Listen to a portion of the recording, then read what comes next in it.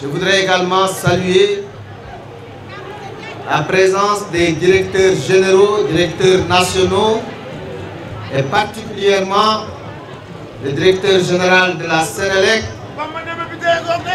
M. Bitey, le directeur général de l'ASER. Je voudrais saluer tous les acteurs de l'énergie ici présents. may nuyu bu baax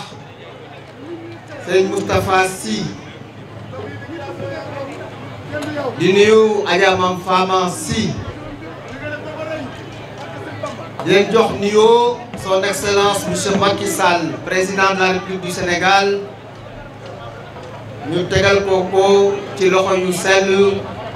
Serigne Babacar Sy Mansour di xalif général des Tidianes di wax ni am nañu mbégte tey ñëw teew fii ci Taïba Ndiaye. Taïba Ndiaye,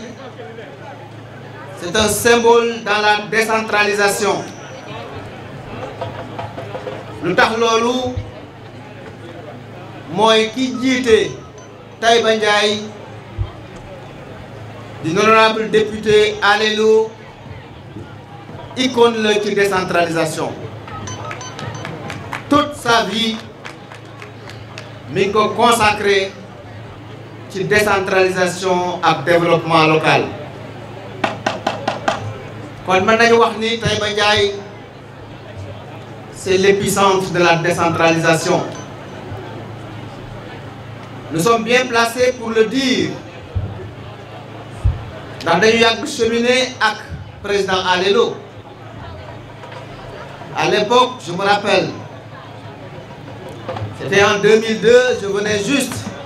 d'être élu président du conseil rural de Sangalkam. Et c'était lui, le président de l'ANCR, l'Association nationale des conseils ruraux.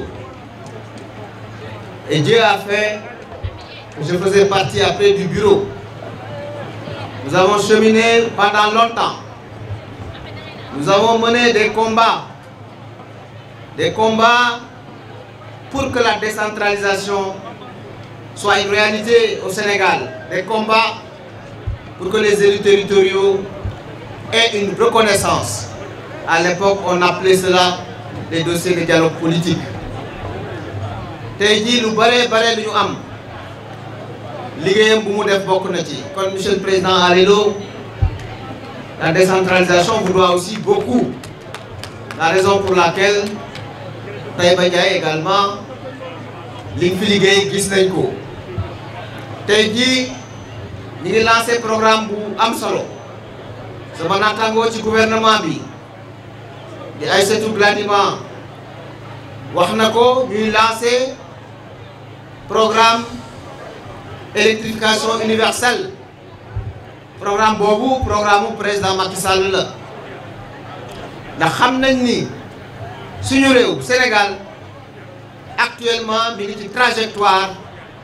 boo xam ni mi ngi ñu jëmale vers l'émergence à l'horizon 2035. C'est le plan Sénégal émergent qui a comme postulat faire du Sénégal un pays émergent à l'horizon 2035 avec une société solidaire dans un état de droit. Et avec ces trois axes, l'axe 1 du PSE, la transformation structurelle de l'économie vers une croissance inclusive. L'axe 2, le capital humain, la protection sociale, le développement durable. Et enfin, l'axe 3, la gouvernance des institutions, la paix et la sécurité. Voilà le chemin tracé par le président Macky Sall pour amener notre cher pays, le Sénégal, vers l'émergence, et il nous a donné rendez-vous en 2035. Mais au rythme où vont les choses, nous sommes quasiment persuadés, monsieur le président du groupe parlementaire, Aymérou Gningue, que nous arriverons vers l'émergence avant 2035. Et ceci malgré la crise de la pandémie de la Covid-19. Si aujourd'hui nous avons des problèmes pour quelquefois nous reconnaître, parce que nous sommes tous masqués, et parce qu'il y a cette crise qui est là et qui est toujours là, bien que ces dernières semaines, nous avons vu une tendance à la baisse. Mais attention, continuons toujours les gestes barrières, notamment les masques. Lavons-nous les mains et faisons en sorte que nous puissions lutter contre cette pandémie. Et je disais que malgré la pandémie, notre pays est sur une bonne trajectoire. Nous ne sommes pas en récession. Contrairement à beaucoup de pays, nous avons eu un taux de croissance de 1,5% pendant cette pandémie. Et nous projetons dès l'année prochaine, n'est-ce pas, Monsieur le Président Aymérou Gningue,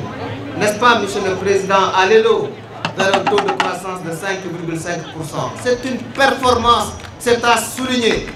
Loolu li ñu ko may mooy dañu am njiitu réew mu am vision muy président Macky Sall. Gis ngeen wax nañ ko léegi ñun bi ñuy ñëw man li tax ma naaje dama am cérémonie bi ma doon présider au centre international de commerce Abdou Diouf si CAD fa laa jógee ñëw looloo taxit sama naataango toogul ba mu jeex ma ngay dellu foofu ma jógee man kon loolu li ñu ko may mooy président Macky Sall vision infrastructure yi doy na mi ngi dem Sénégal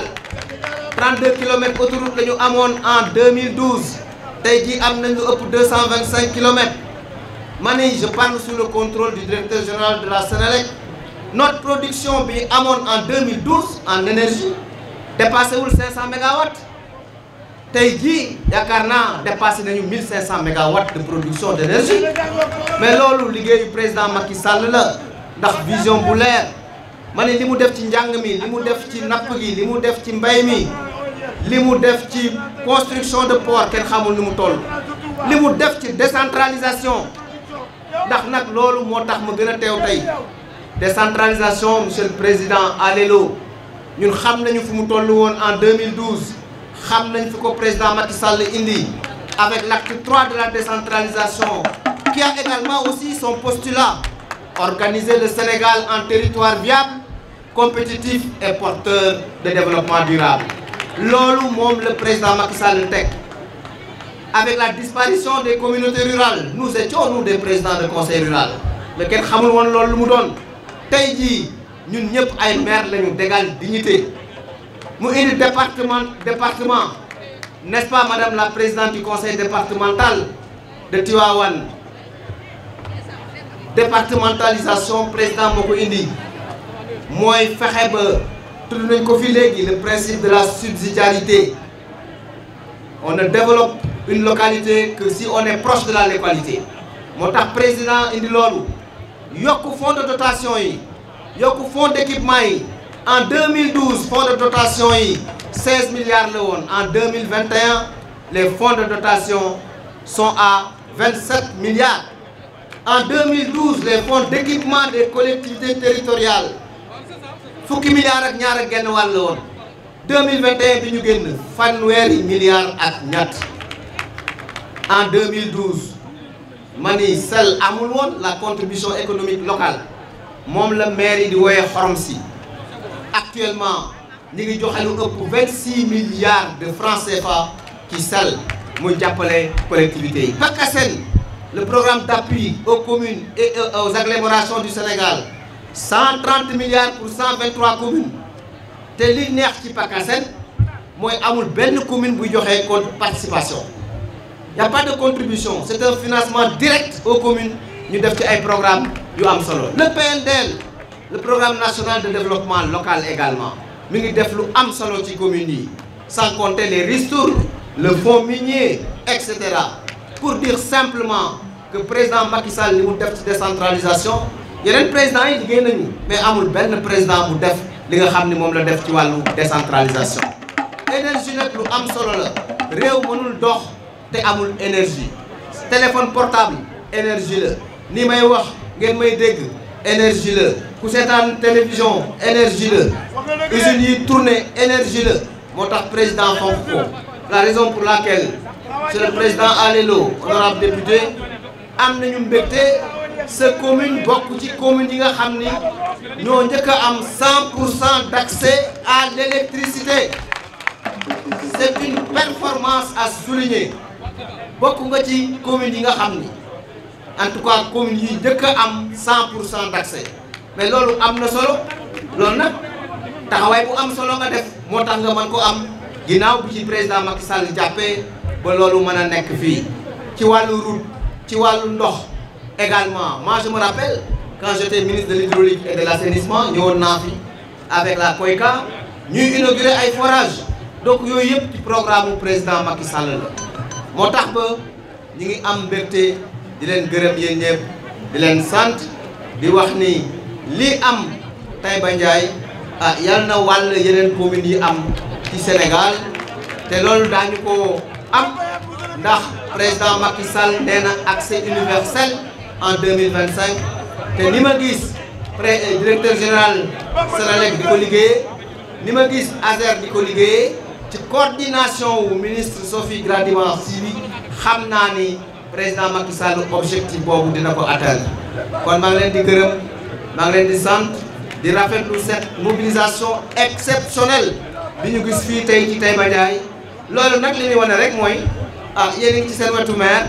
di le maire Alelo moo tax ba bu wootee ngeen ñëw en masse comme ça parce que gis ngeen njariñ bi mu leen di indil gis ngeen njariñ bi leen président Macky Sall di indil maa ngi leen di gërëm maa ngi leen di sant asalaamaaleykum